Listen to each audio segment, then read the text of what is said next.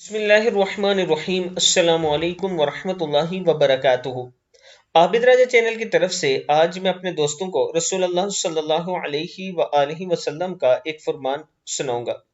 حضرت علی رضی اللہ تعالی عنہ فرماتے ہیں کہ کئی دن ایسے گزرے کہ نہ ہمارے پاس کوئی چیز تھی اور نہ حضور اکرم صلی اللہ علیہ وآلہ وسلم کے پاس۔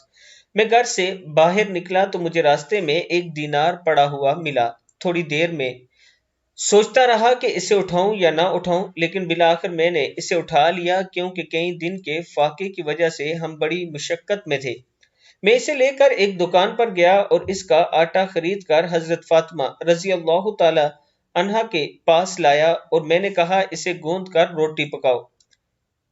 وہ آٹا گوندنے لگی۔ بھوک کی وجہ سے ان کی کمزوری کا یہ حال تھا کہ ان کی پیشانی کے بال آٹے کے برتن سے ٹکرا رہے تھے۔ پھر انہوں نے روٹی پکائی۔ پھر میں نے حضور اکرم صلی اللہ علیہ وآلہ وسلم کی خدمت میں حاضر ہو کر سارا قصہ سنایا۔ آپ صلی اللہ علیہ وآلہ وسلم نے فرمایا تم اسے کھا لو کیونکہ یہ وہ روزی ہے جو اللہ تعالیٰ نے تم کو غیبی خزانے سے عطا فرمائی ہے۔ حضرت فاطمہ۔ کتاب کا حوالہ یہ حیات صحابہ میں موجود ہے، آپ دیکھ سکتے ہیں۔